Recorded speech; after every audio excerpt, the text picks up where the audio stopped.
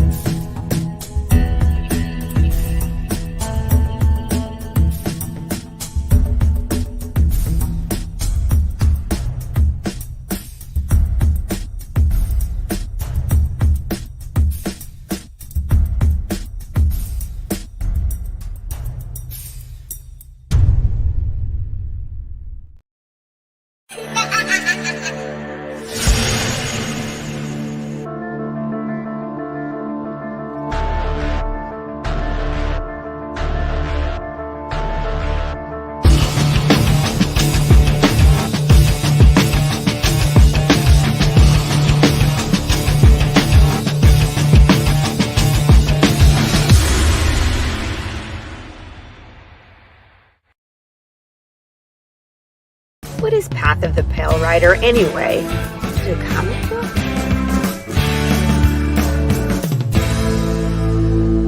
No, that's not it.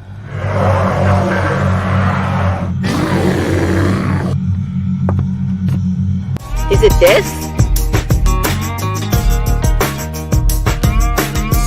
What the heck is Path of the Pale Rider, man? There's no way this is right.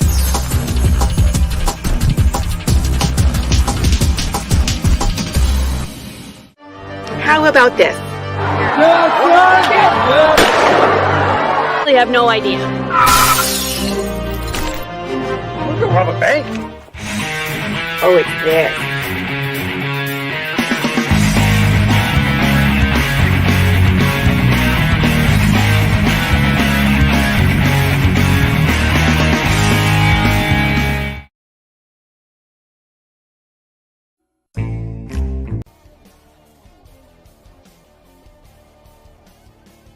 No, just wanted to give you all a heads up that right now you can add the Madness Network to your Roku account right there. MyRoku.com account, add from to check out our preview. We got 10 of our highlighted shows up there for you to check out. Some of our best stuff from the last 4 years. Look, it's hard to pick 10 out of 2,600 videos, but we did it. And check it out. The campaign is launching soon, so be there. Peace. The Madness Comic Network and Comic Related Madness proudly presents Madness Tuesday Morning Brew.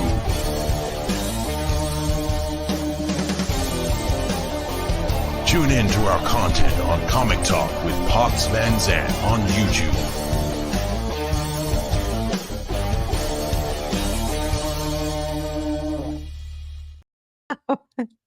I just have to laugh.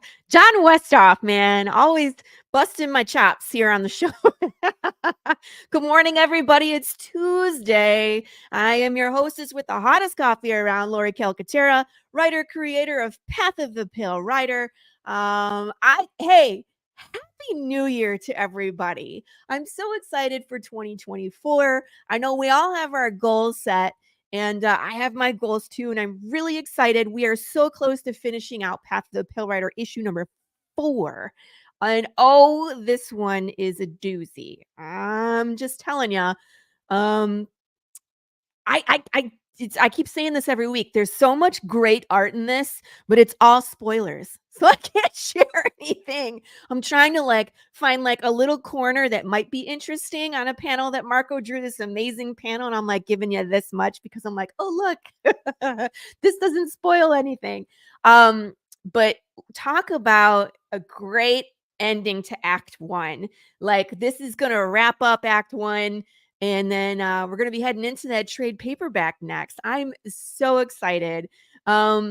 So that's kind of where we are. The merch is piling up. I need some ads from some people. But did you guys see the new Funko? Did you guys see it? It's Callie St. Clair. Let's see if I can. Kind of, sort of. Nope, it's not going to. It's going to green screen it. Look, she did.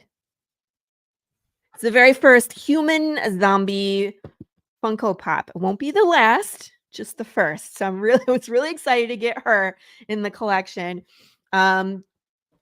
And as you all know, no fan of Funko Pops? Aw, but they're so cool. And mine are custom made because they're my characters. So you want the paperback. It's coming. It's coming this year. It'll be our next project. In fact, I'm building the Kickstarter page now, so that as soon as we're done with issue 4, we're going to start formatting that and get it ordered.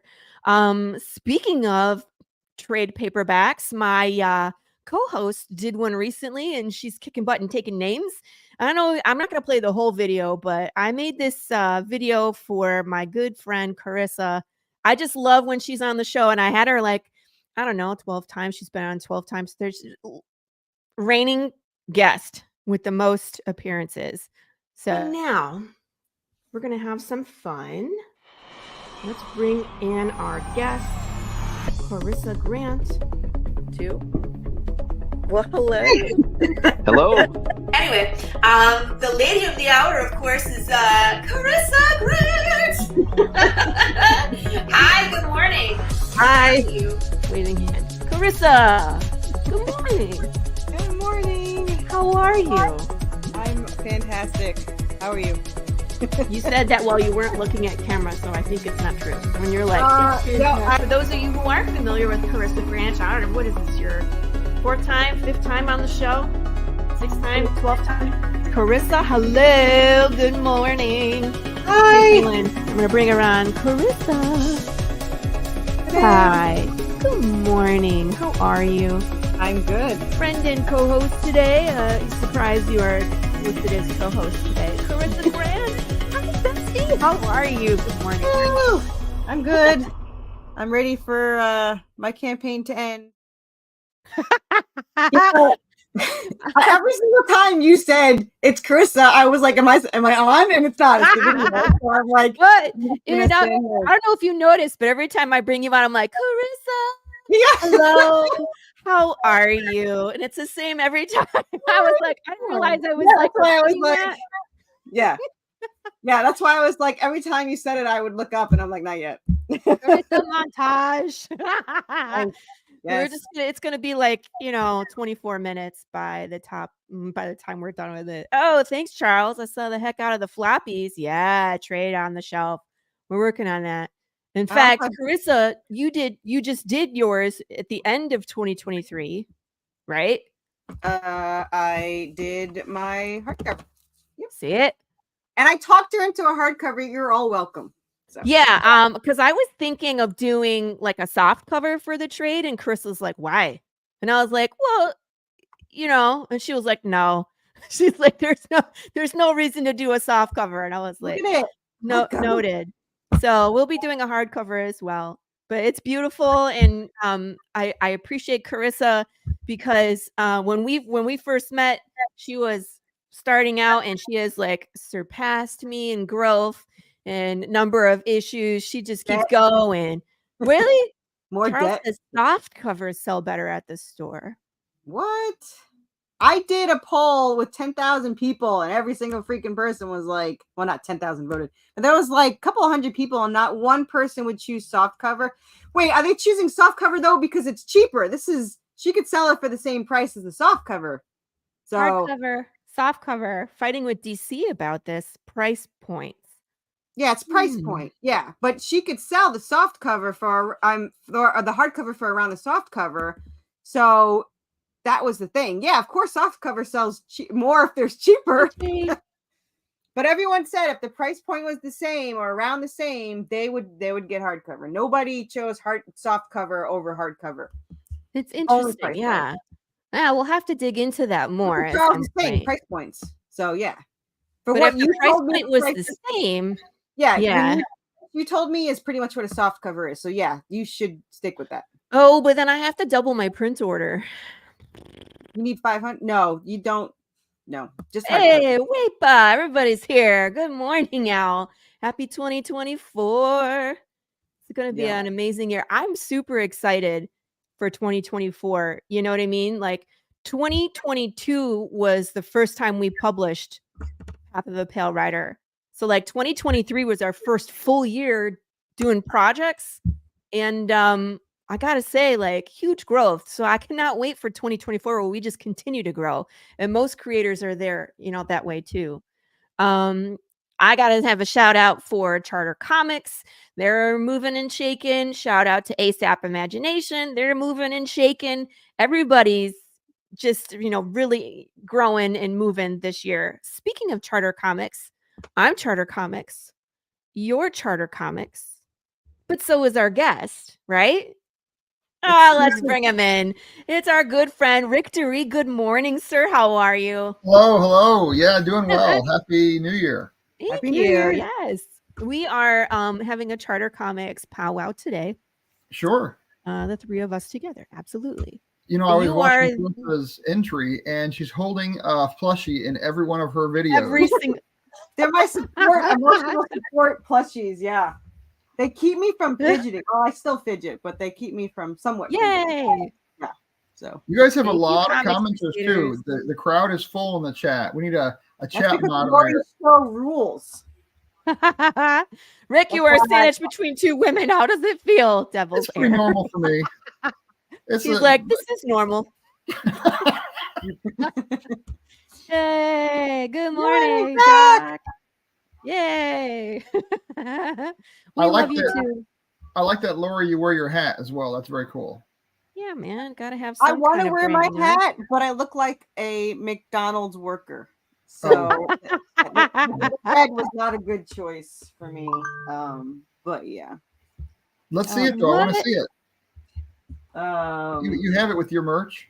Yeah, I was I gonna say, have- is it there? I have so much merch. Yeah, I have it somewhere. Dude, we should make some kind of like Anubis ears on a headband.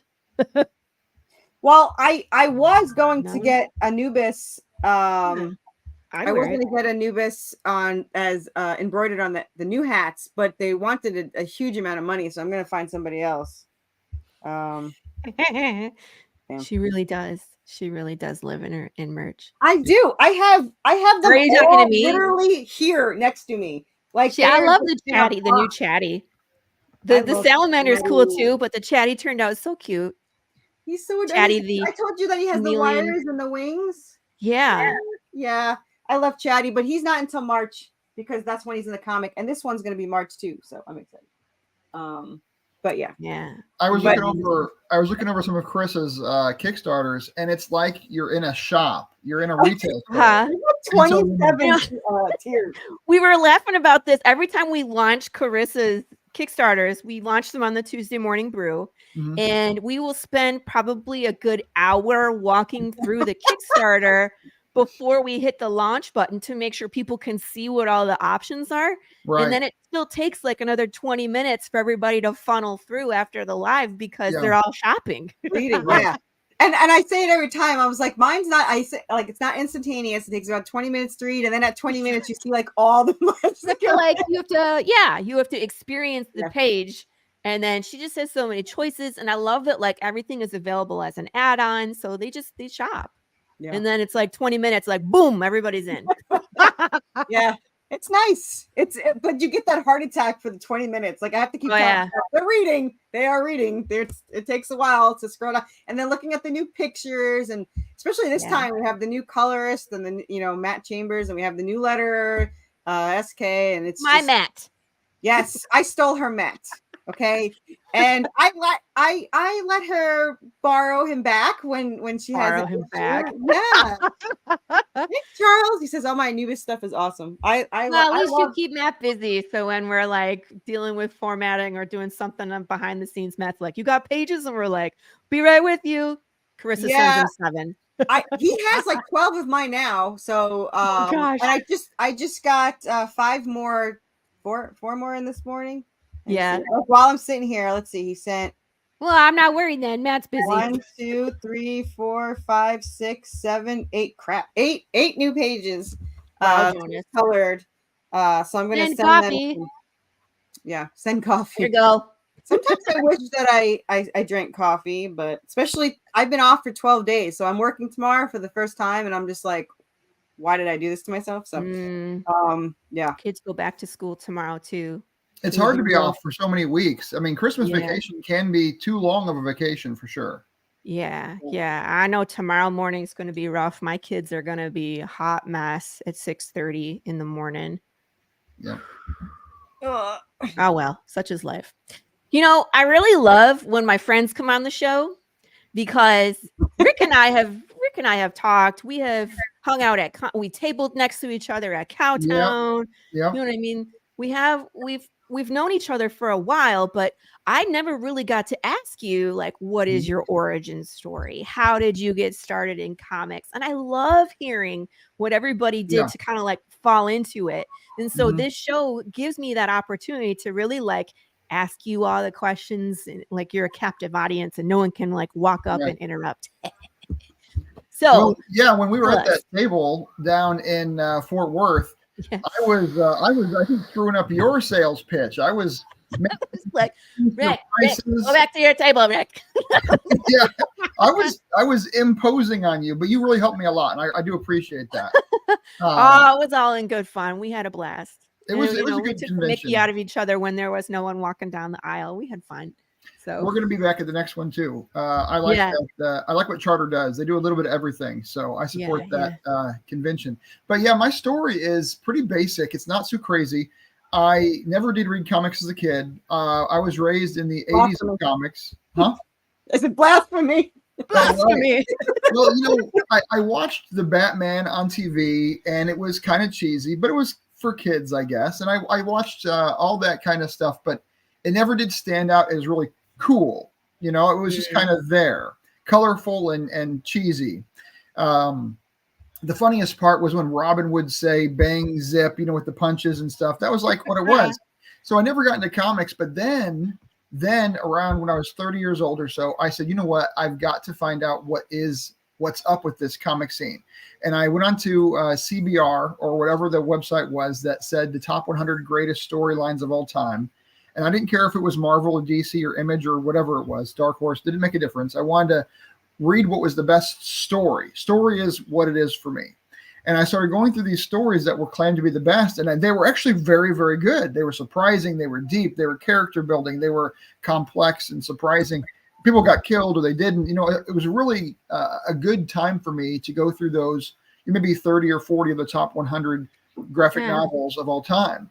And that's what got me linked. Now, I also read the entire Wheel of Time series. I read The Lord of the Rings. I read Mistborn from Sanderson.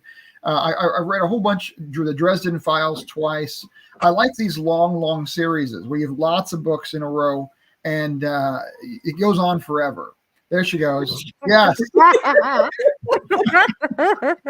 You got to tighten it. It's like 3 sizes too big. That's it. Yeah. It's as that's as tight as it gets. Put your hair up in it. Put your hair up in it. Yeah, I was like, you got a little bean? You got a little bean head? What's going on? Where's your hat? Just giant. Yeah. Did you get one of those oversized hats? No, it's just I don't know. Made in China. You never know. No, this one's actually not made. Oh yeah, it is. They're not in China, but it's the hats. They're not embroidered in China, but they're made in China. Right, gotcha. Right. But yeah, they look big on me. Yeah, it looks big on you. Mm-hmm. I like the logo though. They did a really good job. Yeah, the logo is good. I have one of those too. See? Bing. Nice. Look. Yeah, I ran out of those stickers. It's 300 seemed like a lot at the time, but I also have the black one. I got both. Right here. I think I have the black one over here. Yeah. So I was going through these stories, and I really liked the longer stories. And I was actually talking to a comic store guy just this last week. I said, I'm kind of tired of the books having one graphic novel and then ending.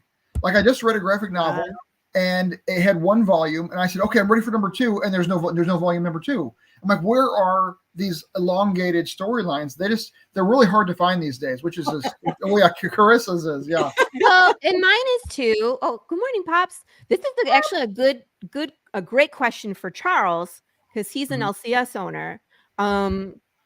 If this is still a thing, you know what I mean? Because a lot of times publishers will be like, I want an arc that's 6 issues max, and they won't take a longer story. I couldn't get at least 2 publishers wouldn't read the proposal because I had so many issues. They said they wouldn't look at any proposal that had over 3 issues in the story. Crazy? Yeah. So I don't know. I told them off. I was pissy about it because I'm like, why would you do that? And they're like, well, only 50% read or 65% read 2. And then half of that will read 3. And I was like, then you have the wrong stories because if they're not reading 2, then 1 wasn't good enough. So that's actually what I found. Actually, I checked out a whole bunch of graphic novels from the library just so I could get a whole bunch at once and try to compare the writing. I was doing it for intellectual purposes. Science. And I'm sorry to say this. There's just not a lot of really great writing in comic books across the board. I want to say there is. I want to be an advocate and say, oh, all writing is wonderful. We're all great at this. But the reality is it's not that easy to write a story that is, a comic book is going to be kind of choppy between picture to picture. It's going to be kind of quick paced, and to have a writer do that really well is not easy. No, it's not. Let's see. Charles says, one and dones are great when the stories are great. It's hard to get into books when there's too much lore to read. It's too intimidating for the normies. Interesting. Well, that probably makes sense. My book, actually, Orphan Bloodline, has a lot of lore, and I do go long like Carissa, not as long as hers, really, I think. Hers is the 90 issues written. Yeah, she's the longest of the three of us. How many issues is Orphan Bloodline planned out to be? I have 36. Now we have 20 full issues written, paneled and everything in the text form. So it'll be 3 graphic novels at least, with some other supporting materials. Yeah. And as I've done this now, I had 3 books come out in 2023, 1, 2, and 3, plus a side story. So that's actually 3.5. And I had the source book. So I guess that's another book. So I did a lot, but it didn't seem like a lot because I was comparing myself to. No one can compare that. See, that's the thing. You cannot. And I mean, like, whenever you're jealous, look, you could just, I'll send you a statement of my credit card debt, and you'll feel so much better. No. I'm gonna nix that right there. But it's funny because we talk to each other like almost every day. And she's like, I'm on doing this and I'm writing this. And I'm like, I'm still on number 4. You know what I mean? I think this is an interesting twist in the conversation. Laurie, let's look what you're doing, right? You have your podcast. You're doing a lot of support in the indie market. Plus, you're going back and you're editing and improving your previous books, which I think is really smart. A lot of writers don't do that. I mean, you're doing a lot of things that are not just writing your book. And I think that's how I've grown as well. I wrote the comics, then I did the source book, which I thought was a supplemental, and then I started doing all these extra cool little things like my D&D dice and my tarot cards. I started doing little side things, and now we're moving toward the Heroic Awards, which is to really recognize indie publishers that are smaller than 1% of the market. What Rick is saying is I have no life, and I have no.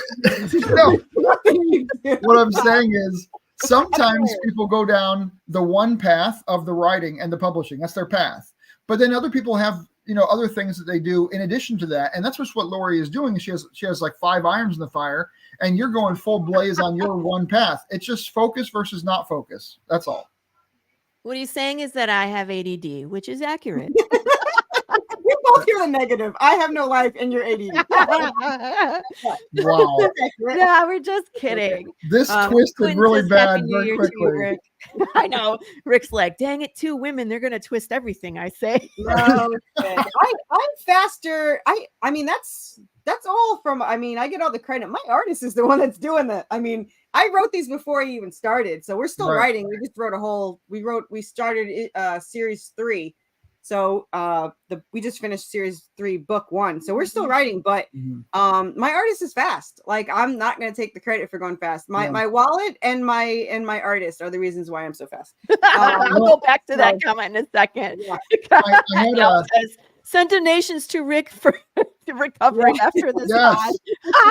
I'll take them. I had a guy message me. He and I have gone back and forth for the last several days. He's starting a web comic. He's really early on it. And I was really glad that he reached out to me for some advice because all things being equal, he's just not ready. And I don't think that I was ready when I started, but this kid is really not ready. And if I had it to do over again, would I go slower than I did? I think that I would. In fact, I think what happens is sometimes when you have the ability to go really fast, you miss things. And so I think don't push yourself too hard in one path. If you need to slow down and edit or change or modulate, I think one of the things that Krista did really well was she actually altered her colorist, and she's done things to make it so that she can keep going at her pace, but she's been smart as she's gone. And a lot of people just throw it at the wall and just blow through, and I don't think that's the right way to go. Well, and one thing I got to say about Carissa, since we're on the topic, is that she's constantly looking to better her comic, and she'll ask a lot of opinions, and she'll review what's been done in the past, and she'll compare it against other things that are in the market and be like, where can we do better? And she will make that adjustments instead of being like, this is what's worked in the past, this is what we're going to continue to do. So she's constantly changing, and I admire that. I try to do that for my stuff as well. Like, where can we improve? I'm always trying to improve my lettering and reading comics to see how I can do SFX, better, stuff like that. Yeah. But anyway, this show is about you, Rick. So we'll get back on topic. Compliments. Let's go back to Rick. Carissa's gonna turn pink in a minute if we keep talking. Yeah. But yeah. Well, you've gotten more improvements. You've gotten the new artists, and you used to ask me about how I like this art, and I was like, it's good. But your second one was better, and so it definitely. But you said the same thing. You're like, this is who I started with, and it wasn't that it was bad. It's just that the next one was better. So. And what's also weird about that? I was looking at the #1 graphic novels of 2023, and #1 and #3, according to CBR, whatever you want to take from them, but #1 and #3, the art was like not even there. It was like pencil drawing. It was just, I don't know how they got best graphic novel of the year when it just was. It was kind of done on your desktop at school when you were in high school. So I think there's a demand for different. I think sometimes we get caught in our bubble of art and we say, well, this is what's good, but really it's really what's good to us. I agree with you that my second comic had better art, but I've done a survey of, 20 plus people. And I would say at least 2/3 of them liked the artist that was from book #1 better. And so it's hard to balance on this. Hard. You want to because art is subjective, right? People have opinions about it, and they like things like they like tacos. Some like them spicy and some don't. So it's just, you have to find what works best for your story and kind of stick with that. But ultimately, you have to make that choice, right? Yeah. And this is the problem with the long form content, is because if you have somebody that doesn't like your art from #1, they're not going to get to #6 for the story. They're just going to pause. And this is part of the problem that we run into with long form graphic novels. Now, I personally read Lock and Key. I loved it. Six volumes. It was a great length for me. I read Stephen King's the Gunslinger series. There must have been 8 or 9 graphic novels in that series. I want the long stories. I don't want the one volume. And so for me, I'm looking for those longer volumes, but you can't really find them. Yeah, well, they're few and far between. I think it's because the story. Stephen King obviously is gonna name his name will draw, right? But a lot of people won't stick around for that if the story isn't compelling enough. So that's our challenge as a writer in a long form, because the three of us are, is how to keep the story fresh, exciting, get the keep the art moving so that people continue to read.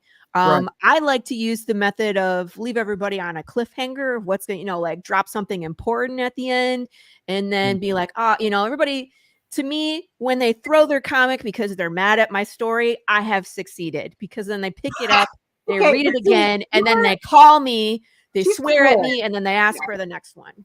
I have cliffhangers, but they're not cruel like hers. Like, they're cliffhangers. Like, you want to know what happens. But Laurie's like, let me kill someone you love. I'm like, this person's dead. Flip the page. There's nothing. Like, really? So, whatever. So what do you do, Rick? Well, first of all, I want to back up. I want you to, because there's people in the stream that are watching that may not have heard of Orphan Bloodline. And since we're talking about writing these series, I'd like for you to pitch Orphan Bloodline, tell people what it's about, and then we can kind of talk about it as an example of what you do with your writing. So tell us Orphan Bloodline first. Yeah, so it's kind of like a cyberpunk while also being historical fiction. So we use real world events, but we twist them with this new science. We bring in cybernetics, mysticism, and biochemistry. So you have technology and mysticism like magic, and then you also have biology, and we combine them in a way that is believable. It's like bleeding edge technology we have today, but it's done in a way where it's going to be, conquering the world with this, secret cabal of nations. You never believed that happened in this current climate of Yeah, politics. it's But so weird how some of our fiction, you, me, and Carissa, how things Yeah. are starting now. If Carissa's stuff starts showing up in the news, we're screwed, Yeah. right? But like yours and mine have been in the, it's like this is we're living our stories, which is Yeah. super scary. in my series, I think it's like book 14 or something like that I'd Yeah. written.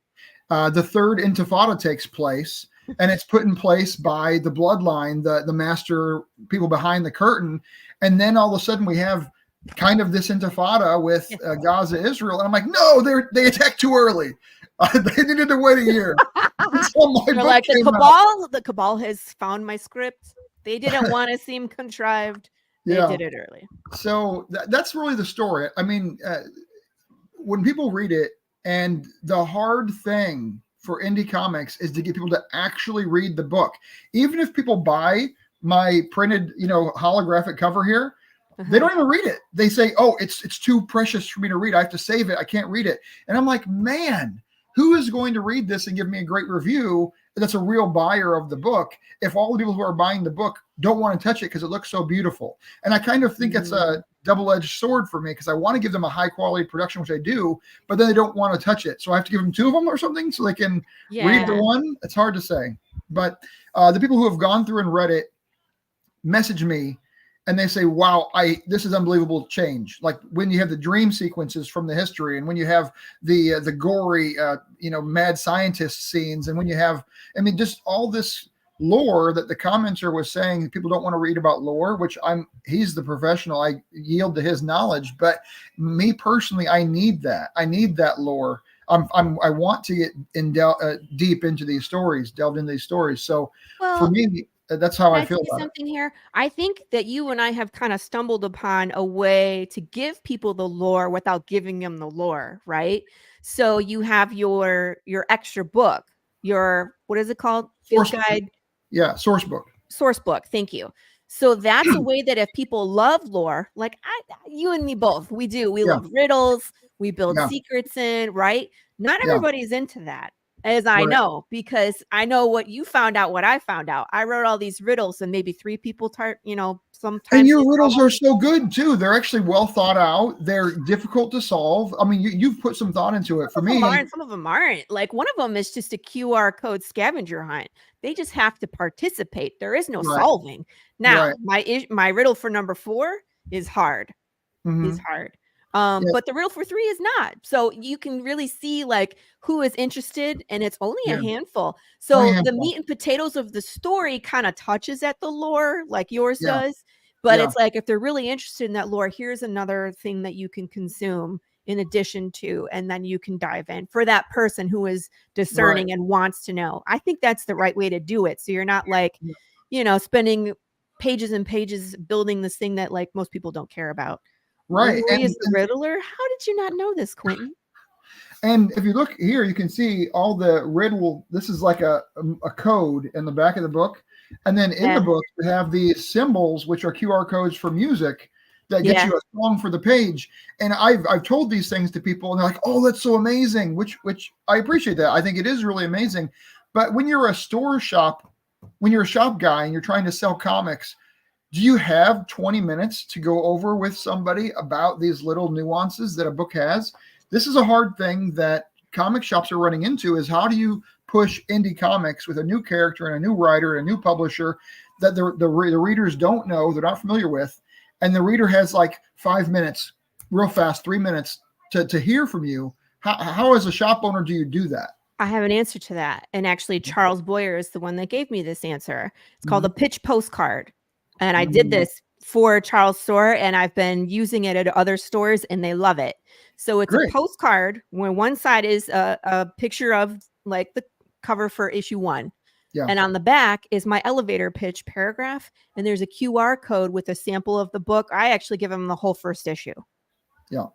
So, now Charles, I've been to Charles's store. Geek Out in Burleson is fabulous. They opened a second store in Mansfield. I've spent time with his staff, who are wonderful, and they love my book. So that is key too, is spending time in the store and building that relationship, because his staff love my book, so they're able to talk about it. Right.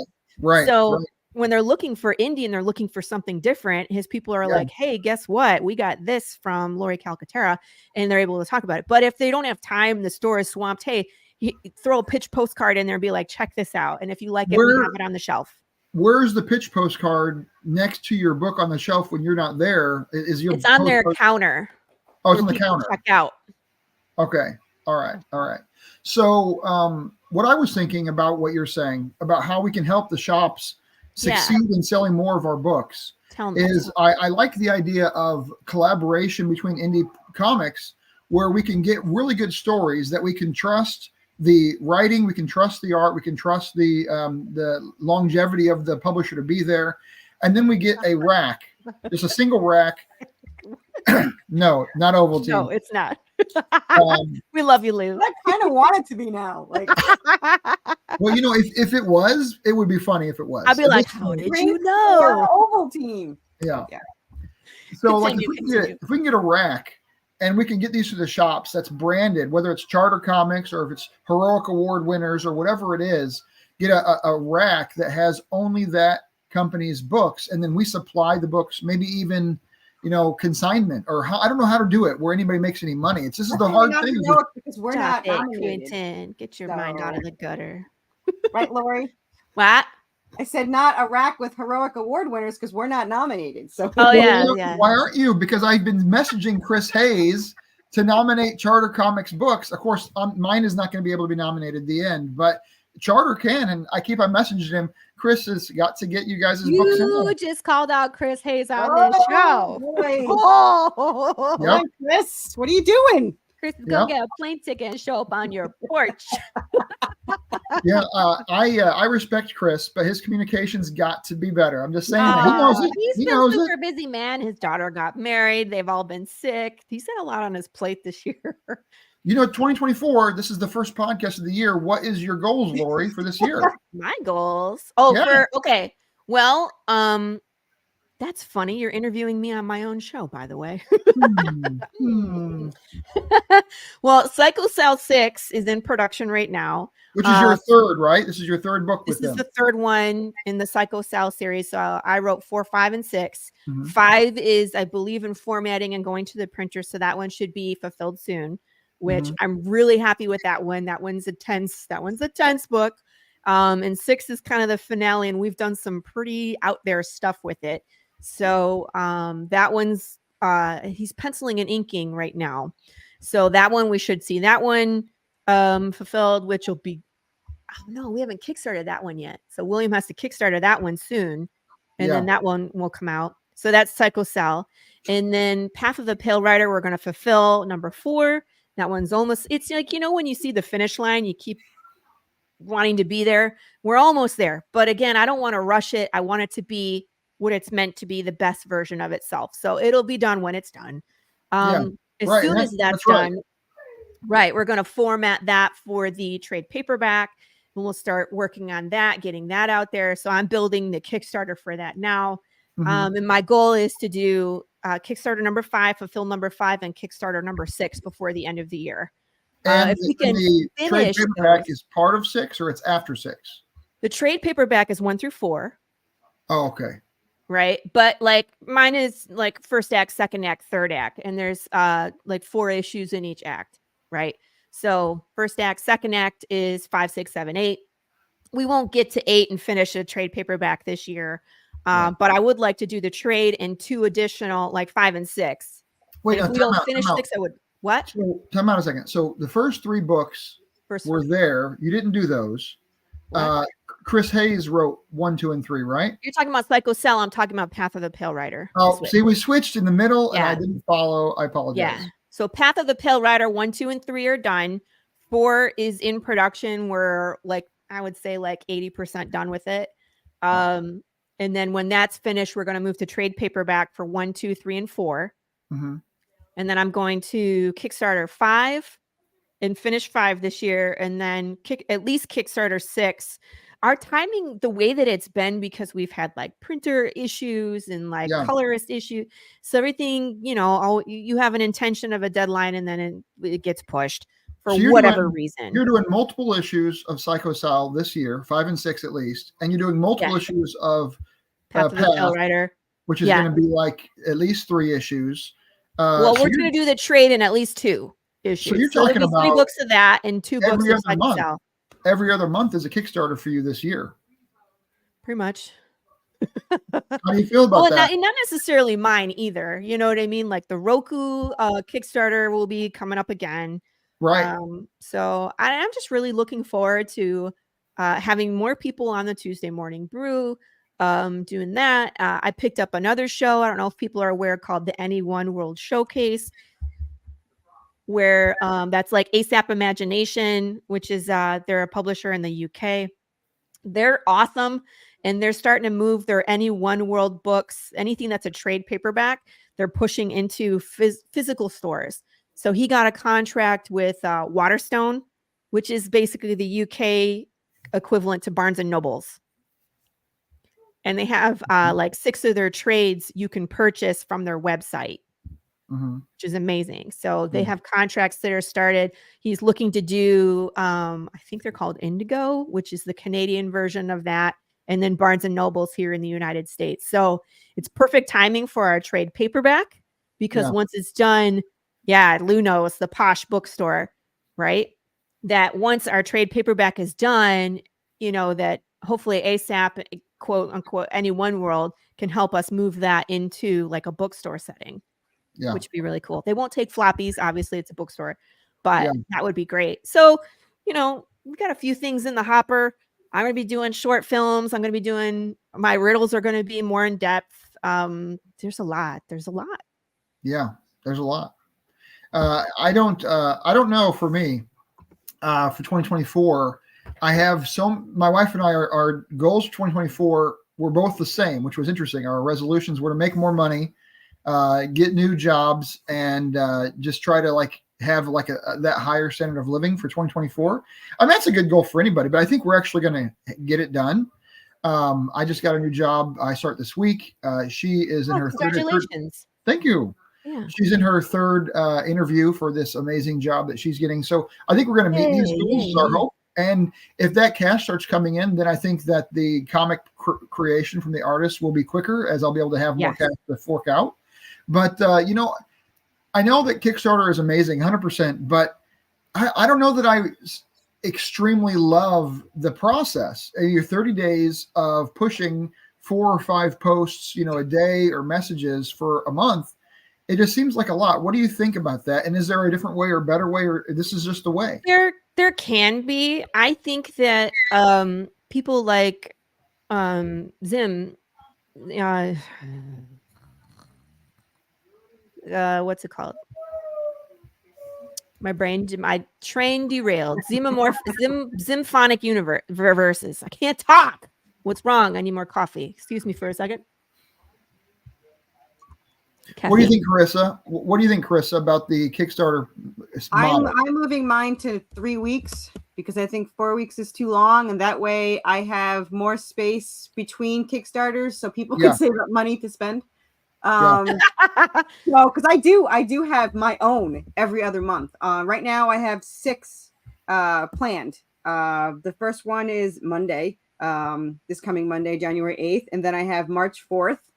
And then I have every other month. So I was giving people a little bit more space, and I'm going to try the 3-week one, though I'm torn if I should try the 3-week one in March instead of January, because January is so close to Christmas. I don't know if people want later in January. So I haven't decided yet for sure, but I definitely want to do the 3-week one because not only am I constantly stressed, which apparently I don't mind because I do it every other month. Right. But it is stressful, and you have slow activity in the middle. And then most of it comes in the first week and the last week. So technically, I'm hoping one day to be have enough followers and I could just do 2 weeks and be done. Yeah, first week and last week, right? Yeah. But here's what I wanted to say is like Zing Zin, who does Xenomorphic Versus. Thank you, Brain, for actually saying the words. He doesn't do any crowdfunding. Everything is direct sales through his website. Yeah. So at some point. Translate into which language?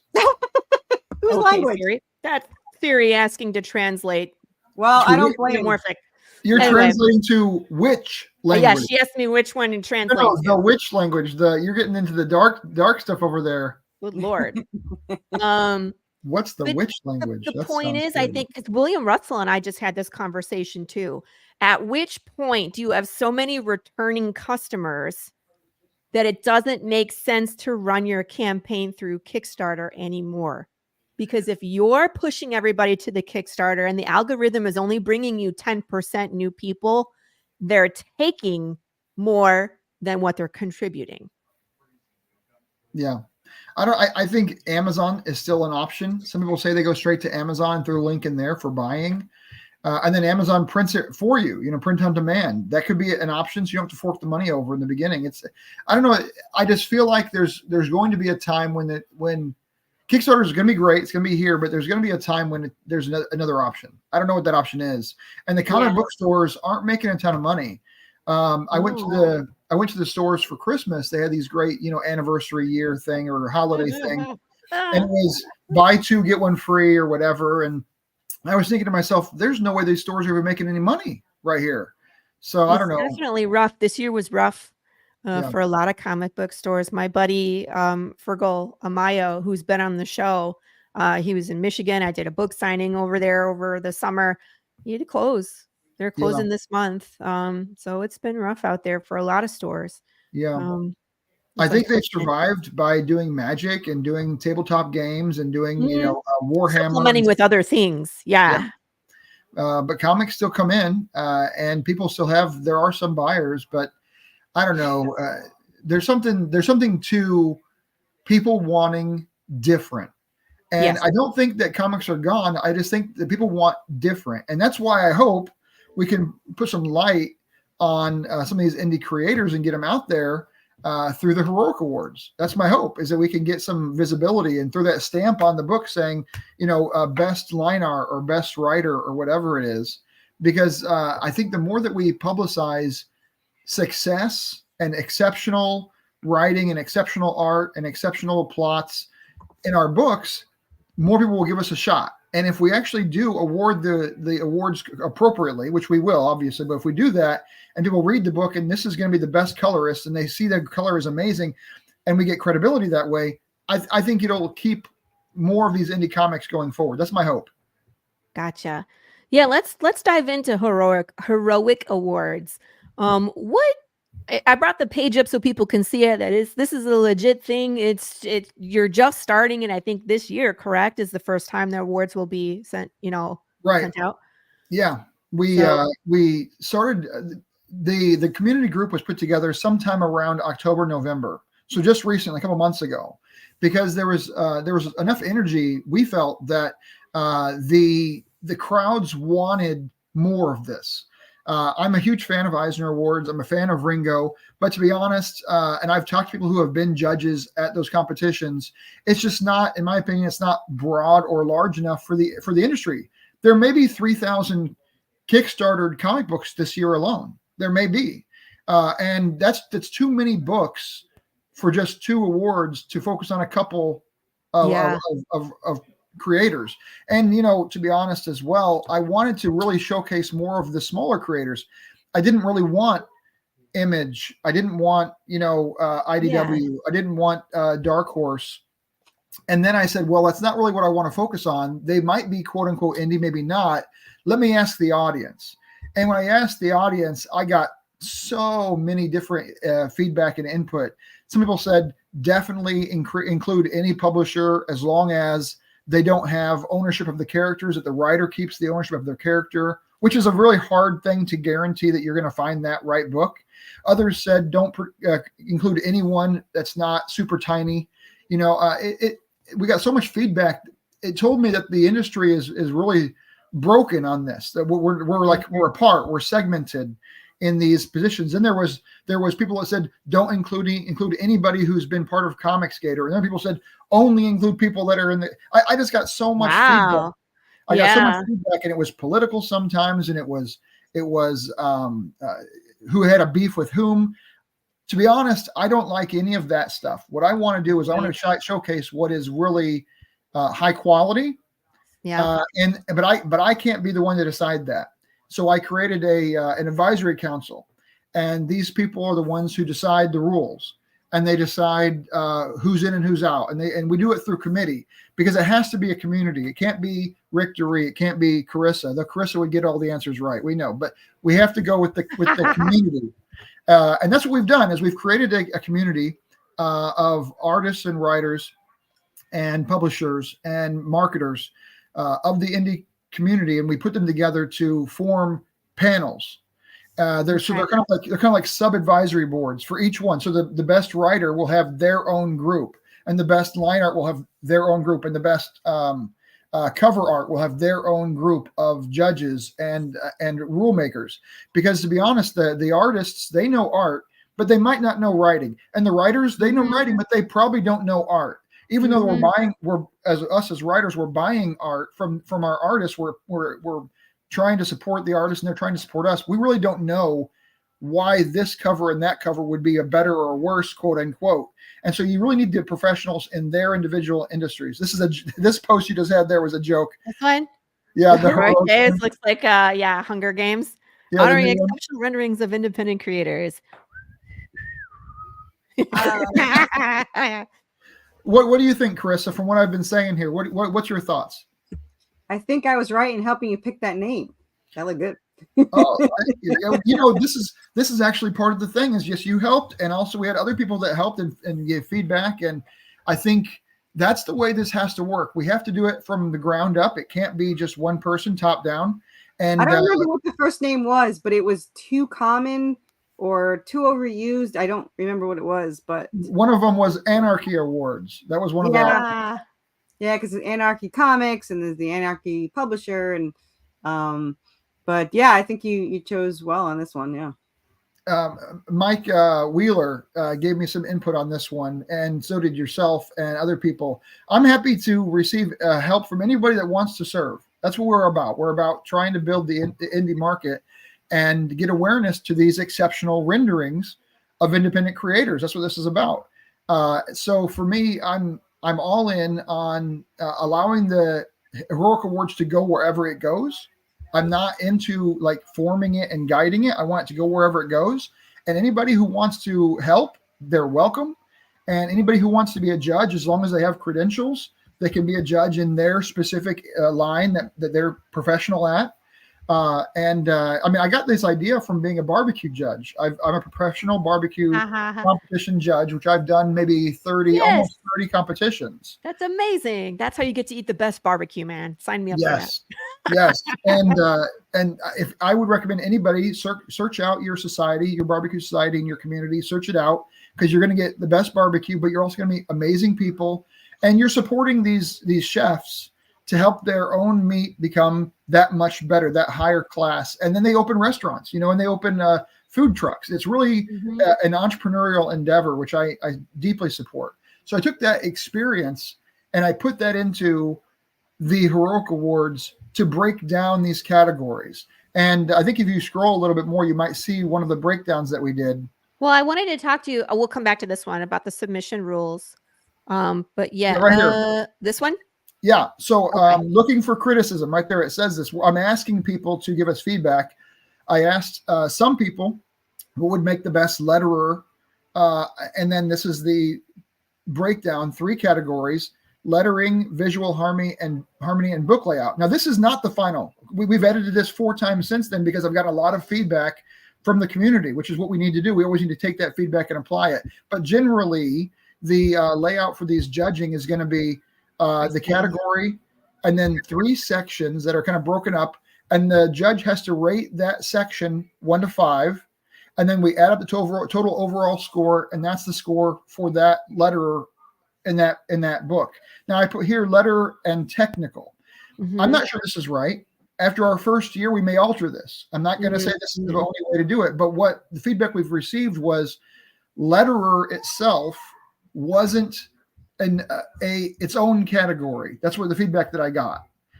They also wanted to include kind of like layout of the book, the letters on the front cover, the logo of like Orphan Bloodline's logo. They wanted to include the title page on the inside of the cover. These are things, the ads that are put into a book where they're laid out. People wanted to include all of that into that technical / letterer pile. Now, am I right to do that? It's not my game. I'm not saying I'm right. I'm saying this is what the crowds have told me, so that's what we're doing. After the first year, we'll decide if that's right or wrong. Maybe it's going to be different next year. I'm not sure. And I'd love any feedback that anybody who out there wants to give. Throw us some feedback and tell us what to do. Interesting. Because Laurie, you're a letterer for your own books. Yes, I am. What do you think about that I just said? I don't consider myself good, so I would never expect to be nominated in this. So I don't know. I think your criteria, like for example, for best I think your, what do you call this? A matrix looks fair. I think that, the judges would have something, standard to look at and be able to go through this and to rate it, and then to be able to give it an average score will definitely help. So it isn't just subjective, like, right. Oh yeah, you know what I mean? The problem, I don't know. It's just that who are the judges? How long have they been there? It's all that stuff. You know what I mean? Like, well, let me tell you what Eisner does. And I don't know if this is well known. I don't know if it is, but I've spoken to judges who did Eisner, and this is what they told me. This is what they told me they do. They all meet up together and they judge all of the awards, just that group of like 6 people or whatever it is. And so when you get an Eisner Award, the readers had read, I don't know how many 100 books or whatever. And those 6 or 8 or however many people it is in that group that meet up in person, and they haggle and talk back and forth and banter about which books are better. And it's more of coming to a consensus like that. And it's less of doing a credentialed jurying like I have here. Maybe their way is better. Maybe their way of actually, being an advocate for the book you thought was the best to your compatriots and then coming to a consensus verbally, maybe that's the best way to do it. But I think that the numerical awarding to me seems to be the way to go. What do you think? I think it's a logical way and I think there could be like a hybrid method where you do both. Like maybe everybody reads them separately and goes through the matrix and give them a score, and then meet as a group and discusses how they rated things.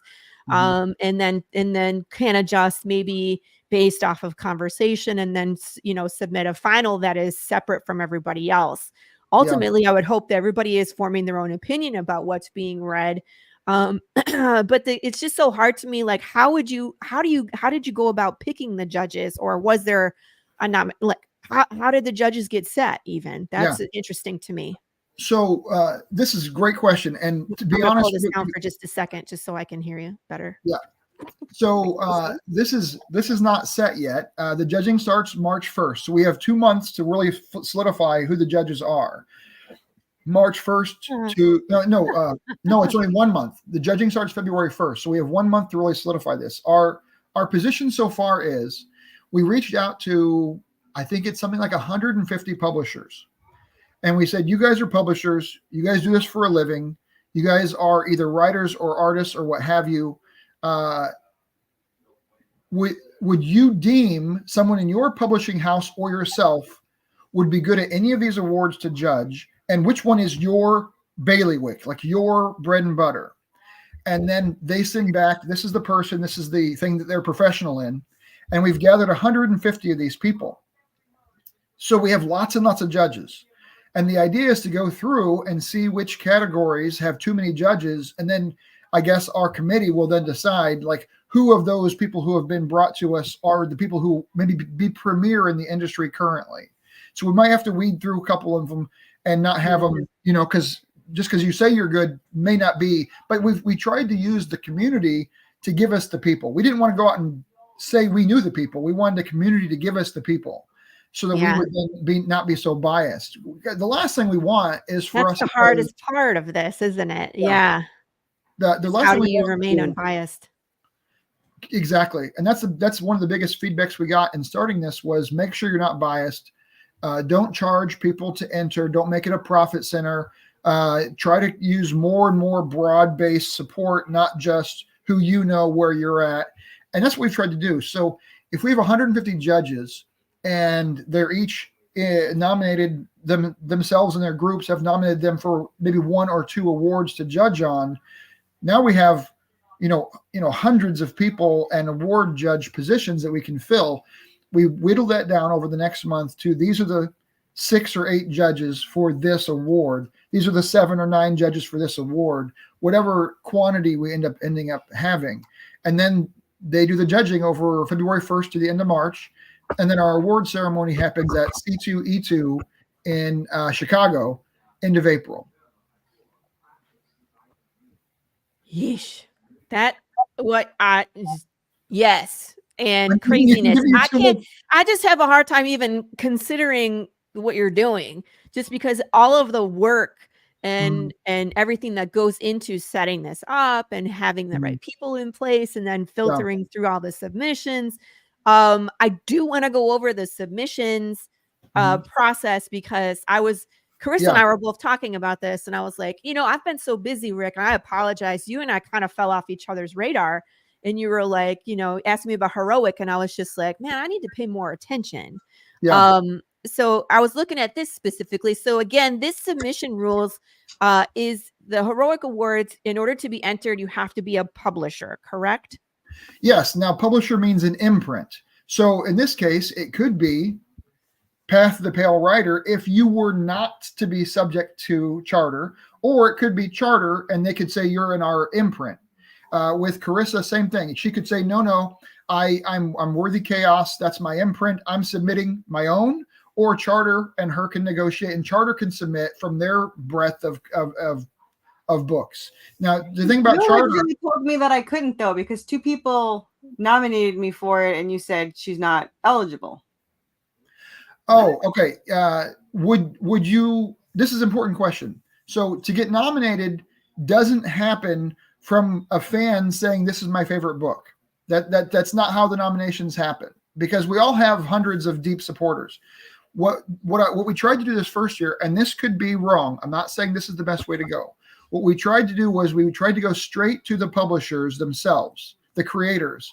And we said, okay, if you've created 1 series or 2 series, we deem you to be somewhat of a new creator in the industry. I'm not saying that's 100% always the case, but generally speaking, if you have 1 series or 2 series, you're probably newer in the industry. I have 3. Yeah, you have 3, right? And so you would be able to. Worthy Chaos could submit. I didn't, because you actually told the person what you said I wasn't eligible, so I never did anything with it. That's why I never, submitted anything, or because as far as I knew, I wasn't eligible. Well, the submissions go to the end of January. So I'm really glad we're having this conversation, because we need to get this information out. And to be honest, I definitely apologize if in any way I do things wrong. I'm literally playing this. Well, I'm just saying, you're saying I could submit. I'm explaining why I didn't, because I was told that I was uneligible. So I just want to make sure we're clear, because and this is great, because to have you on here and to talk through in case there's any confusion, because again, this thing is new.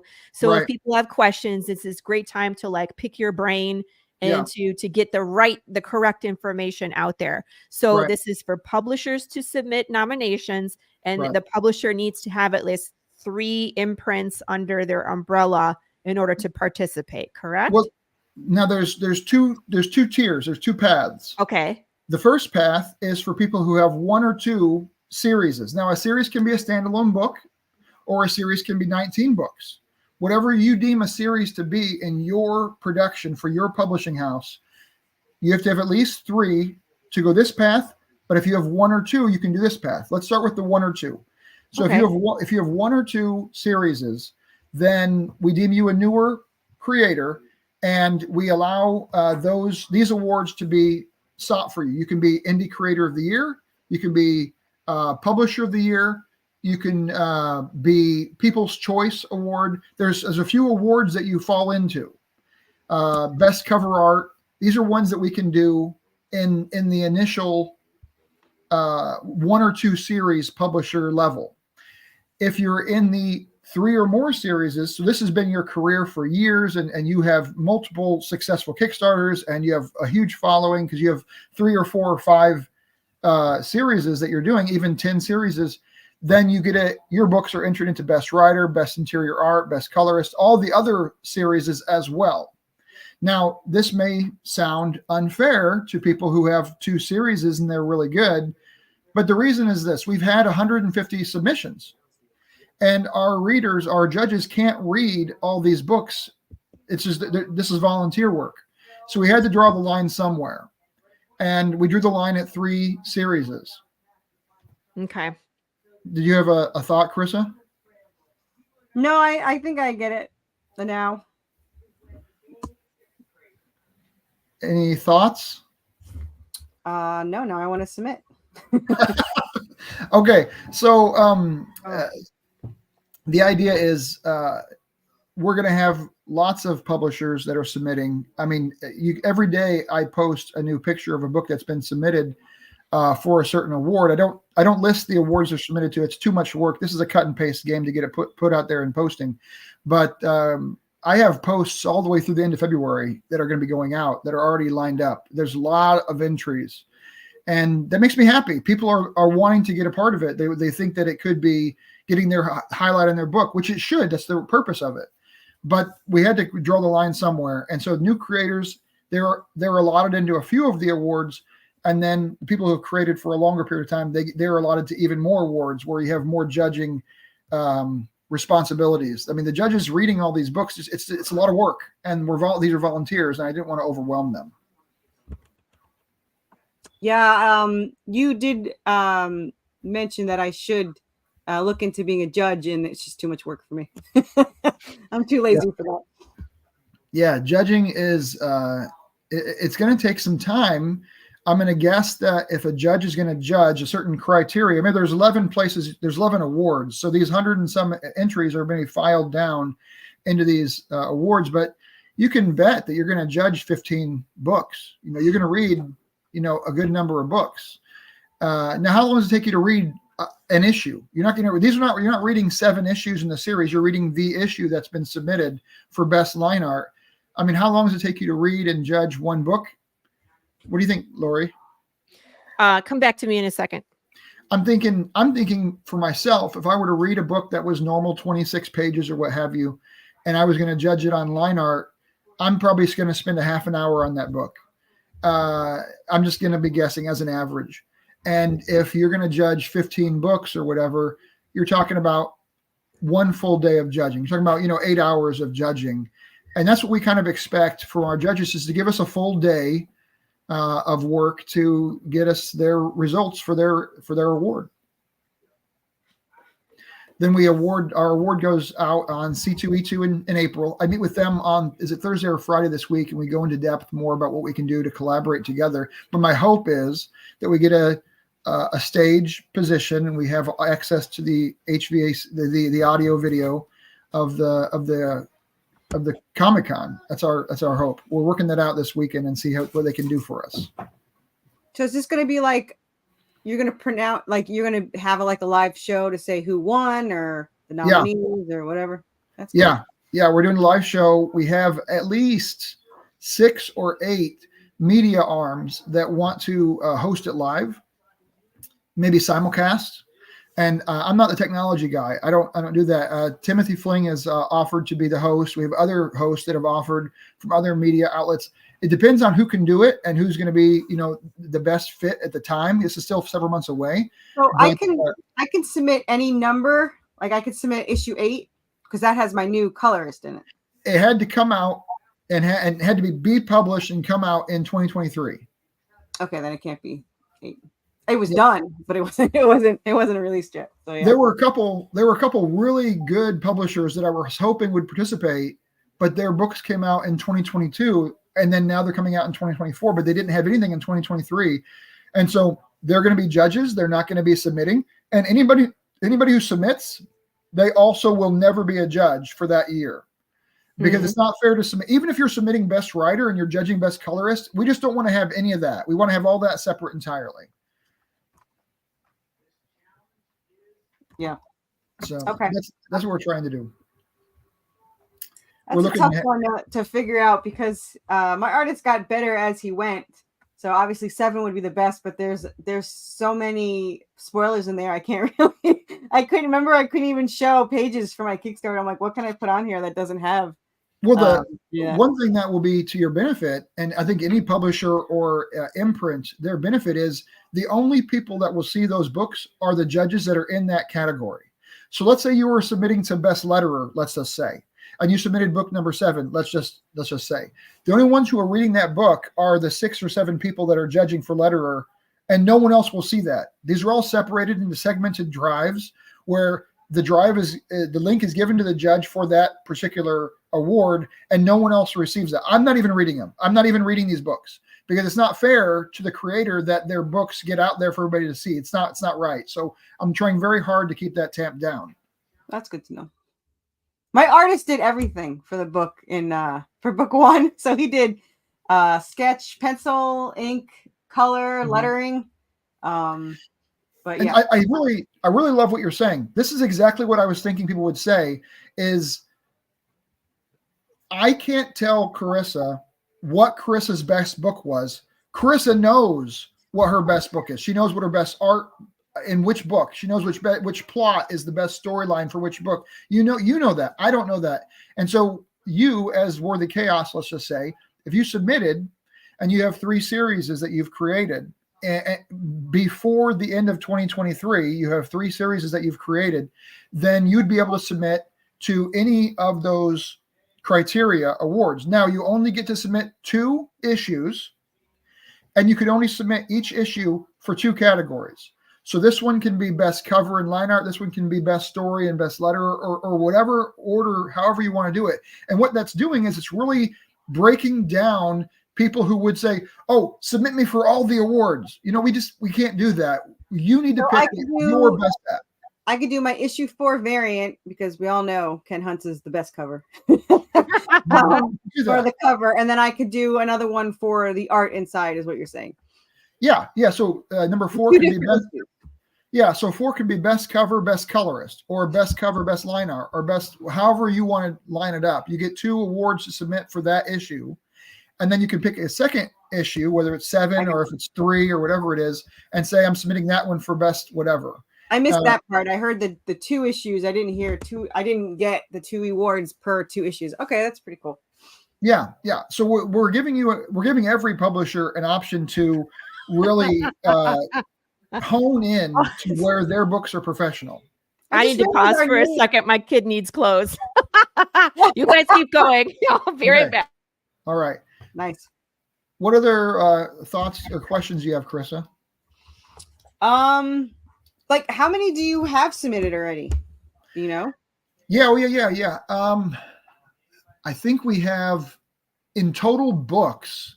I think we have 100 and something total books submitted. Wow. We're getting new ones every day. I mean, we got 3 more this morning, and we're going to have them flooding in this month because people who said they were interested back a month and 2 ago, they just might have gotten busy. But now as the date comes in, you're in your last week of your Kickstarter, everybody just jumps on board. So we will have over 200 books easy, is my guess, by the end of it. How do you pick which ones are submitted? Like you're saying all these are submitted and you're going through those and picking certain ones for the judges. So the ones that are submitted, they're submitted under the one of 2 paths, whether it's this path or this path. And so of those that are submitted under the 3+ series submissions, they've told us which categories and which books they're submitting. And so I just push those books into those pots, into those folders in the Google Drive, and the judges will then have access to those to go over. I'm saying like everyone that submitted a book, is every single one getting judged? They're all getting judged in some way or form. If it's a publisher that has 1 or 2 series, they'll only be subject to those fewer award options. And then the ones who have 3 or more have a greater number of options. But again, these publishers choose their award they're submitted to, and they send that to us in a file. Okay. This is like stereo instructions. Yeah. It's tough because we don't have just one path. If I had one path, I would just say it's like this. But I didn't think it was right for a publishing house that's been around for 20 years and has, 12 different series they've done, to be put up against someone who just started this year. I just didn't think that was going to be fair, for a lot of reasons, not just because the one person is new. They had 2 books that came out this year, like me, and now I'm put up against somebody who had 20 years of experience. Well, I'm just going to be losing and probably because I don't have, my books might not be as professional as the book they just came out with 20 years later. So that's one reason. That's one benefit. The other benefit is the people who have so many series, they have very high professional people on their team. And I really want to give the judges those books to judge, and maybe don't give them the book to judge that was kind of half-heartedly put together on a web comic scene, and then they just submitted it. I didn't think it was, I wanted to go through and get the ones that we knew were going to be probably a higher quality from the beginning. I don't know if that's fair. Maybe it's not fair. No, it sounds fair. I hate the word series. This is I don't know, as a dyslexic, the way you say it, I'm assuming is the right way to say it. I just the plural of series is and it just sounds off. Happy New Year. Sorry, on Facebook user, you have to do the thing to let us know who you are. I just realized our names are not on the screen. Is that new? Huh? Usually our names are on the screen. Well, yeah, you have to give it permission. No, I mean for on our picture. Oh, that's weird. I've been trying this whole time to figure out what's different. I'm slow. So I was like, oh. I didn't click anything different. That's odd. I don't know. Yeah. I don't know. StreamYard freaking hates me right now. I'm like clicking all the buttons trying to get it to cooperate. Well, if you look at my video, I was like, Rick, come back to me. I'm trying to stop this thing from blowing up. Yeah. On Facebook, if you watch my video that I had about my unboxing, I think the first 20 seconds are black because I could not figure out how to make the screen. You're like, my camera is not on. I'd never used StreamYard before. So I was using the free StreamYard. And I was like, I don't see anything. And I had to click on myself to post myself into the thing. So I did not. So people that watch it might be like, well, it's a blank video. So all I know, Rick, is that you're putting a ton of work into this, and I know it's going to continue to evolve. Yeah. I don't envy how much the planning and work this is gonna be, but kudos to you for trying to build the platform for more people to be recognized for their exemplary work. Here's hoping that it continues to grow, and that it turns into the best version of itself. And I know that that's what you're striving for.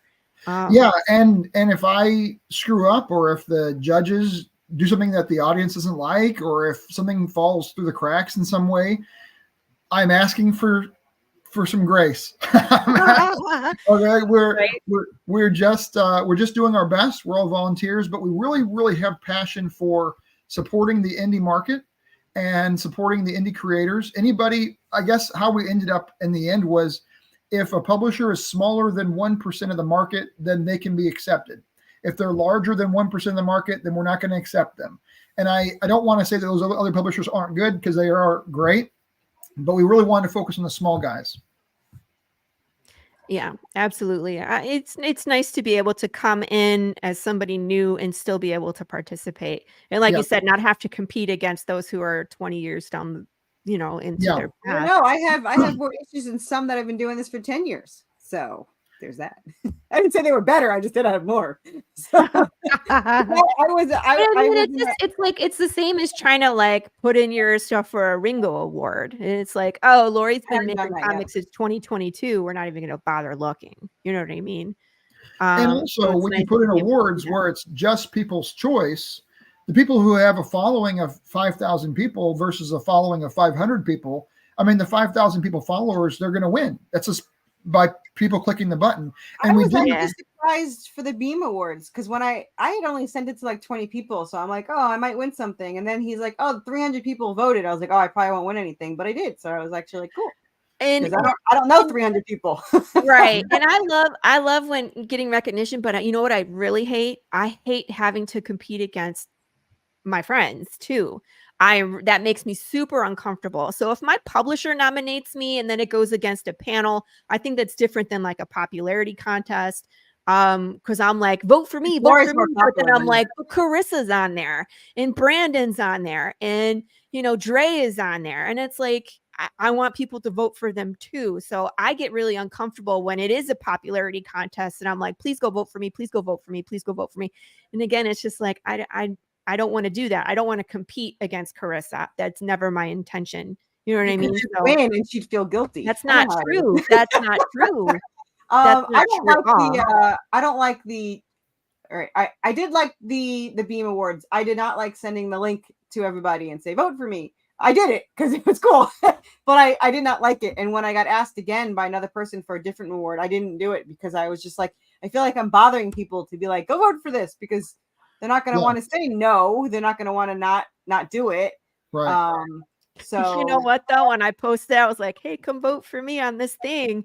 I only got like 1 like, and I usually get a pretty fair amount of interaction, right? Yeah. And I was just like, this is stupid. I'm like, 1, I feel bad that nobody likes it. 2, I'm probably, I'm not going to continually push contests like this because it makes me uncomfortable. Part of what you're mentioning is some of these, and I'm a fan of all these awards. Everybody should do awards and recognize excellence in the industry. That's great. What I found frustrating, which is why we did Heroicoids differently, what I found uncomfortable was, if it's always people's vote, then is that really a critical vote, or is it a popularity vote? Popularity contest, right? And I really liked the barbecue judging I've done, because it wasn't voting for the team or which one looks tasty. It was like which one was actually smoked appropriately, seasoned appropriately, has the right tenderness. I mean, there's a lot of things involved in eating the meat that you really learn what is the best barbecue. I'm not going to be thinking about all the weird tangents here. I'm just focusing on barbecue. I'm hungry. And another thing that a lot of taste testers can do is they can do blind tasting. And I don't know if there's a way that you can incorporate that into Heroic Awards, because you know what I mean, without knowing who the team is, or that's the gray area. What you're saying there is the gray area. I have not this year. We're not going to cut the cover off and make sure that they only receive the inner of the book and they only judge on that, where they don't know who the artist is. We're not going that far, but in the future, that may be an option where we end up doing this blind position, because these judges, they know the industry. These are professionals. And if they know Carissa or they know Laurie and they get the book, I know Path is Laurie's book and I know Laurie. Yeah. I mean, we don't really want to have that conflict. This year, we can't solve that conflict, but hopefully in the future, we'll be able to even do more to eliminate that bias option that's there. Our goal is to have all this bias gone. But to start, we're not going to do the people's voting when it comes to best letterer, and you put a cover up on Facebook and people vote on it. Well, they didn't even read the comic. They knew the person, they knew the art of the cover, they voted, but they didn't get into the details of lettering. And so that's why the judges are so important. Texas barbecue is the best. Well, I can't help it anymore because now the stupid gluten's and everything, but whatever. Yeah, that's true. Gluten is everything. My body betrayed me. Now, I will say one thing. This is going to be hypocritical. I'm being hypocritical for 1 second. Do it. Because of popular demand, and I'm not in charge of this, I'm just kind of the voice right now trying to organize it.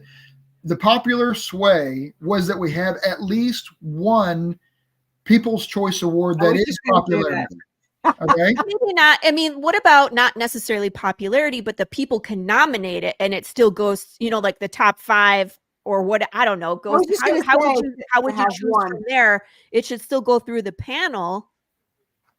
Can the popular vote say, let's say Path doesn't get through from my publisher, but the people nominate it. You know what I mean? Like that. And it still go into a category, but for which, this is why I don't envy you at all.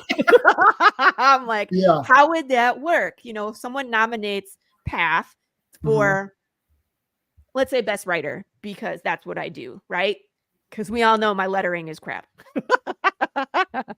So, how would it go against the other ones? Would it? Well, so if we did popularity ones, it's just an interesting thing. I sent a test run on my own contacts out to 50 or 75 people who are in the industry. And I said, who's the best storyline, the best writing indie comic that you've read in the last year? Everybody had different results. No one had the same results. Right. And so I couldn't even get an aggregate just from those 75 high level people. They all had different results. There was not even an aggregate I could do.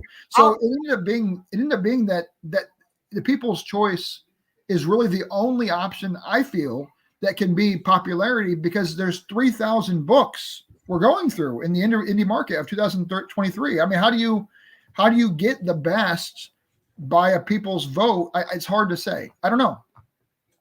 The way Beam did it was nice. It was favorite, your favorite indie comic instead of like a popular thing. But that was different. I mean, it was other people submitted. They sent out a submission form. Mm-hmm. And then anyone could send that submission form to anyone and say, fill out, who you think goes here. It wasn't a choice yet. It was just who would you submit for this? Right. And SK submitted me. Right. So when I got, I guess enough people submitted me that I was included, and then those get voted on. Right. So what if you did something like open submission for popularity between these certain dates, and like, let's say the top 5, you pull, let's say, a 4-page preview. And so when the awards go live, like, hey, these were the most popular, look at these 4 preview pages of these 5, and then you can vote for these 5. Because if there's someone on there that I've never heard of, I can't necessarily vote for them because I've never read their work. Right. But we can if we had like a sample, for these 5, it's like, here's these 4 pages that you can look at and kind of get an opinion about what's going on, and then vote from there. That might be something. If we believed as a group that we're going to have 1,000 people actually read the pages and actually put a good faith effort into voting like that, I'm finding, and this is unfortunate, I'm finding that I'm sending these, 3-paragraph, these are the Heroic Awards rules. This is how you submit. This is your own folder you submit to. I'm sending this out to these people, and they aren't even reading the post that I'm sending them. I mean, they're not even getting to that 3-paragraph. They read the last line and they respond without even having read the rules. And I'm not saying this is indicative of the whole group. I'm just saying, when we require people randomly online to respond to a Facebook post or a message that they have to read a lot into, it's not going to get done. That's I agree. I'm feeling negative about that. I'm sorry about that. This is the TikTok generation, and I agree with you. People want 30 seconds or less. Yeah. Yeah. And so that's another reason why People's Choice is really the only one that I felt comfortable in being okay with the people voting. They should vote, but I don't think they should vote for best writer because they don't even reading the books. They're not reading the books. I wish they would read all the books, but I have 200 books that we have in this awards ceremony. And I would ask you, Laurie, how many independent comic books have you read this year? Right. I don't know, probably 20. And you've read way more than almost anybody else. Yeah. And this is kind of the game. I mean, when do the people's vote end up being just popularity and not a critique on the real skill? And I think it's like people feel guilty though. You know what I mean? Mm-hmm. And this is, again, this plays into emotion. This is where I come from too. I feel guilty asking people to vote for me. Yeah, I do too. Okay. Right? Yeah. So if let's say out of those 20 comics, I have read Carissa's comic more than everybody else's because she releases more frequently. So she's my friend. Out of that list of 20, if you gave me if Carissa was on it, I would vote for her every time. So again, is that unbiased? It's totally biased. And that's not bad. That's not bad. There's a place for that. That's the popularity part of it, right? I didn't feel like that place should be on best line art. I was talking to some artists over the last year, several. I'd say probably 15 or 20 different artists. And I would say, oh, this is good art, right? And they'd be like, no, for these technical reasons. And I'm like, oh man, I didn't even know that. I should have known. I'm hiring artists and I don't even know why this is good and not good. And so I'm not credible to be a judge of line art. And I don't think most people are. So bringing in people who are professional line artists and having them judge, I think that makes a difference. Mm. But again, how do you decide who's credible? Well, yeah. It's just a never-ending question. So that's Yep. why I'm like, Rick, God bless you. But I was like, I'll watch from my seat and eat popcorn as it goes down. I'll be here on my podcast talking to creators. We are going to post in a month. We're going to post the nominees for each award. And so I'll shoot a post out with all the, 16 covers of the best letterer award. And you have to scroll down. I'm not going to make this super, super easy for everybody to read. It's just going to be in one post, and you have to scroll down if you want. I'll make sure it's publicized. But again, this is all volunteer work, and we're spending our time on it. So if it's not beautiful the first year, that's okay. Right. But we'll put all those letterer nominees, all the best writer nominees, all the, et cetera. And we'll also then say, and these are the judges for best letterer. And these are the judges for best writer. And so everyone will know everybody. There's nobody being secret here. How do you judge how good a story is when you're only reading like issue 7? Well, that's part of the problem. We can't ask the judges to read the whole storyline of a graphic novel for one entry. It's just too much requirement. And so we say we're going to do it per issue. Now, this is a problem. What if your story is over a 3 arc, like Laurie's writing with Psycho Sal? All I can say is choose the one that you think is written the best. Now, does that mean that the story has to have the climax in that story? Well, it doesn't. Maybe you're most proud as a publisher. Maybe you're most proud of your vernacular, or your end of page cliffhanger, or your progression of character development. Whatever you're most proud of in your writing, submit that issue. And the judges will have their criteria to follow. And it's not, did I enjoy this one the best? It's not, did the cliffhanger leave me wanting more, like then they win. There's a whole criteria there that breaks it down. And I hope that helps to get writing, for instance, more fair. Not convincing. We're both like trying to process all the words that just came out of your mouth. Yeah. I mean, a one shot is going to have a better chance at getting a better story or writing because they have this one story. But you go in to read mine. My one issue is, the last issue of the series 1 or book 1. It's 44 pages that they won't understand reading it because it literally answers all the questions of the rest of the series. Well, maybe. But if they're looking at it, we're overall story. But if you're entering it into like best line work or best, you know what I mean, then it's going to be looked at completely differently. Yeah. See what I mean? Because they're not really going to be focused on the story. Yeah, they're you could looking put it in at 2 categories. So wouldn't you put it in best writing and best art? Because like you said, probably the one shots will have a better chance of seeing an overall arc. No, not necessarily. Certain issues of mine I think stand out. Like I've always talked about issue number 7. So if we had 7 done it, and let's say I had all 1 through 12 done at Path of the Pale Rider, I would submit 7 for story wise because I think the one stands out. Mm-hmm.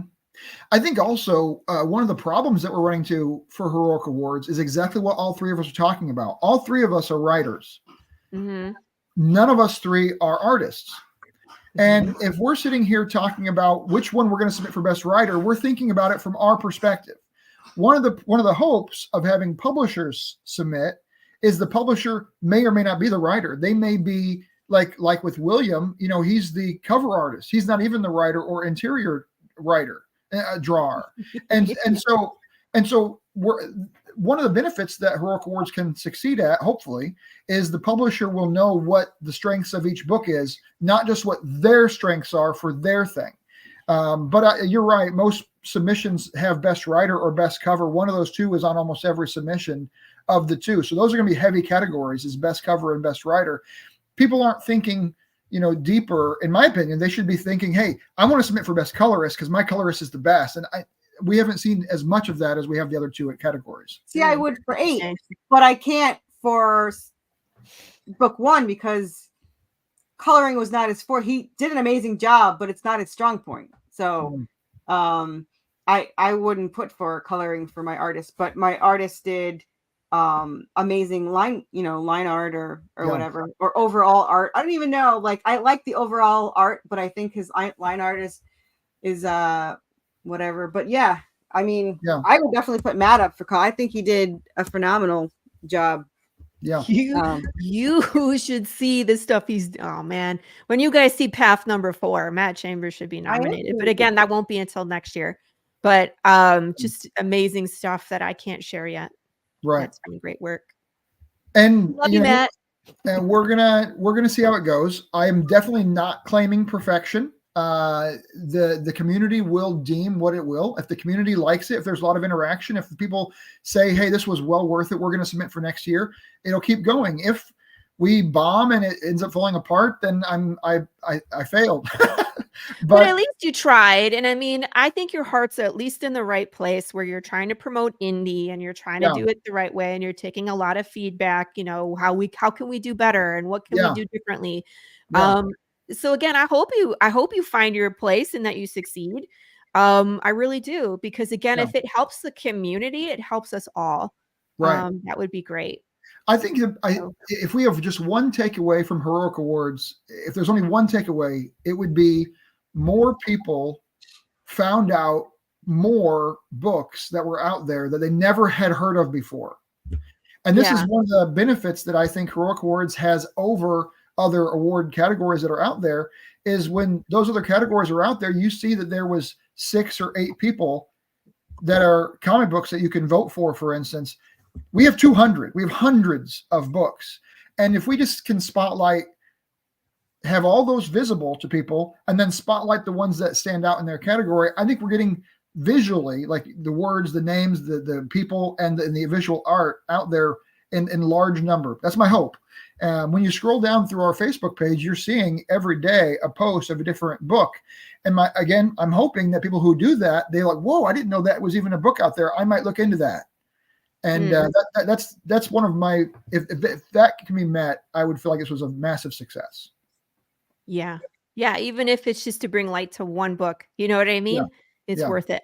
That's why I love this show, is that I bring in creators from all walks of life. And I give people, a place to talk about what they're working on and kind of pay it forward. When I started as an indie creator and like brand spanking new, I went on probably like 30 shows for my issue 1. And I felt, so grateful to be given a platform to talk about what I was doing to bring people along. And I was like, how cool is it when I was offered the chance to take over this show? Thank you to Pops Van Zandt, who was like, hey, do you want to host a show? Because I feel so, it's like it's evening the karma scales. You know what I mean? Where I get out a lot and I'm on other people's shows a lot, but I also give a spot for other people to come on and give them a spot to shine too. So that's why I really enjoy that. And so I think, Heroic Awards would be kind of like-minded to just give a spot where more indie can be seen. And even if it's just one award that someone is nominated for, it kind of gives them a little bit of light. Right. Yeah. And, I hope as well that, because like I said, when I got into comics, I got into it because I wanted to follow the best storylines. Mm-hmm. And that was what really got me into reading these books. And if our best writer, we have let's say we have 7 or 10 nominees and we push that out, I would, if I were people, I would look at books, because those are the ones that have been set aside as the best of hundreds of books. These are the ones with the best writing. Or if I was an artist and I wanted to get some skill, I would hunt the ones down that said best line art, and I would buy those 5 books so I could see how I can improve. That's also a net gain for this award program. I wonder if there's a way that you could market that too. Just, I know you're working on a website. Yeah. If link it to where people can download or purchase the ones that win awards or nominate or whatever. Yeah, that would be interesting as a marketing, ploy. Yeah, I really want to do that, where we can do, like I mentioned, the rack in the comic shop that has Heroic Award winners, or the website that pushes them and then they make a sale. It's so tough in that industry then, because now we have to deal with royalties and all the money side. And I'm just not equipped do that yet. I haven't gone toward the for-profit, whatever side. I'm not there yet. Rick, this is the big piece of whatever you bit off. Yeah. It's quite big, and it can grow to be giant. So well, if the Heroic Awards does well this year, we're going to do all of that. If we do well and we show a following and we show a lot of interaction and we're getting lots and lots of feedback and positive acclaim, and we're on podcasts and people are talking about it, then we'll definitely move that direction, because once we get awareness to these comics, it makes it easy for the person who came to Heroic Awards and said, oh, I liked that book, to just click and buy it. And then I can throw some cash back to the publisher, and now everybody's winning. And that makes sense, but that's going to be future technology development. That's not yet today. Gotcha. Well, goals, future goals, right? Yeah.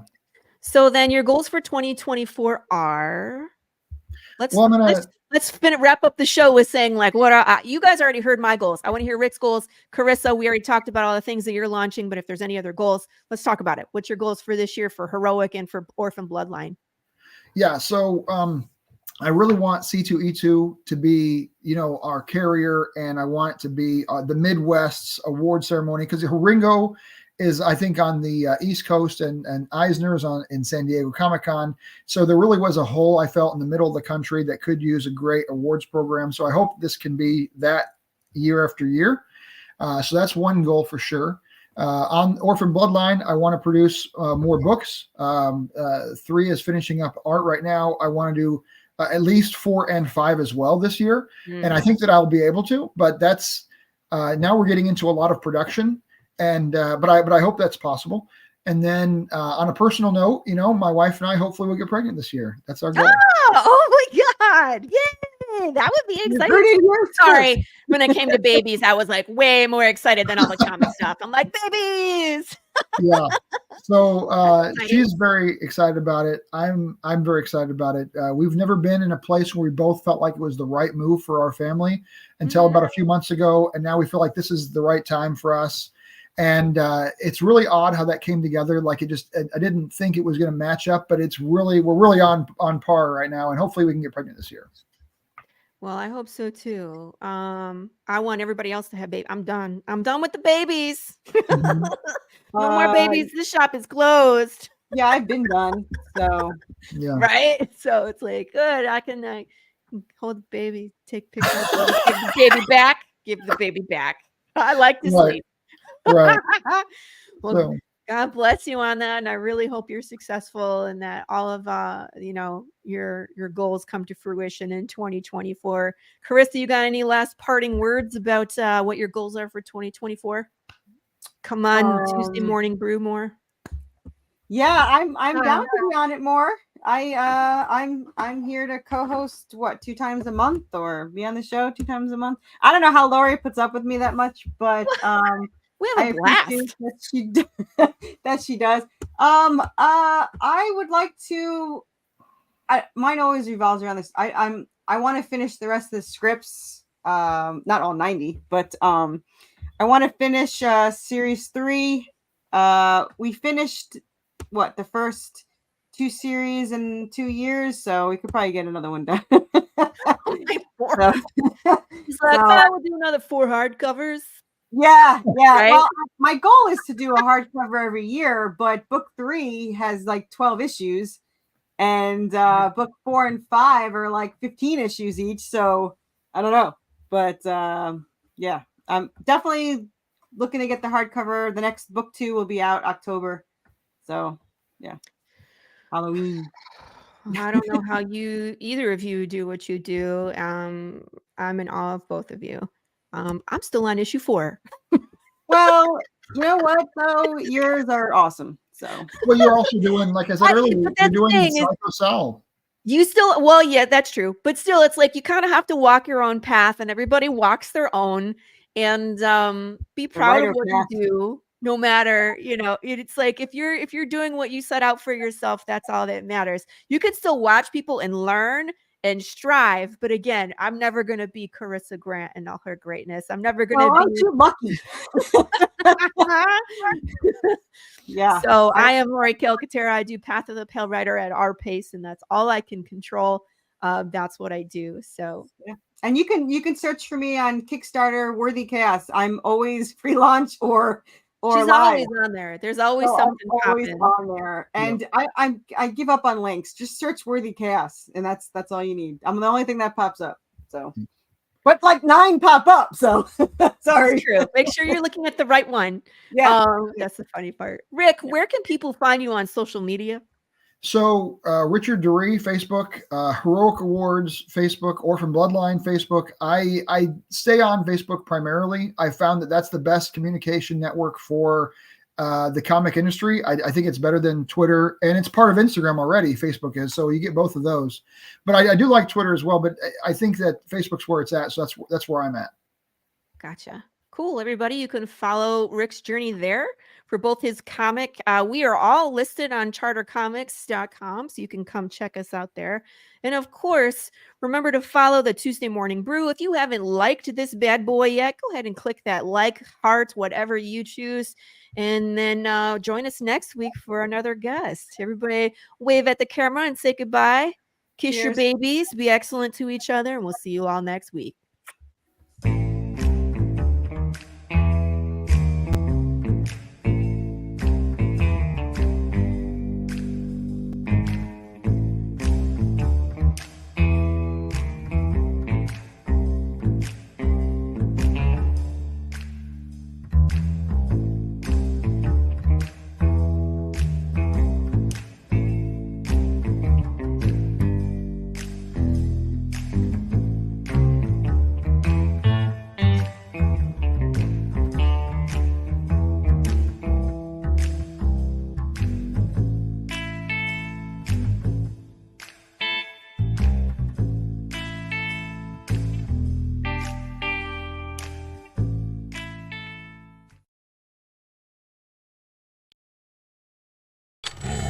There is a creature in the swamps. It lives to destroy. The beast they call Hogzilla. After his latest get-rich scheme goes sideways, Gary Duba, the quintessential Florida man, ends up with a stash of somebody's high-end memorabilia.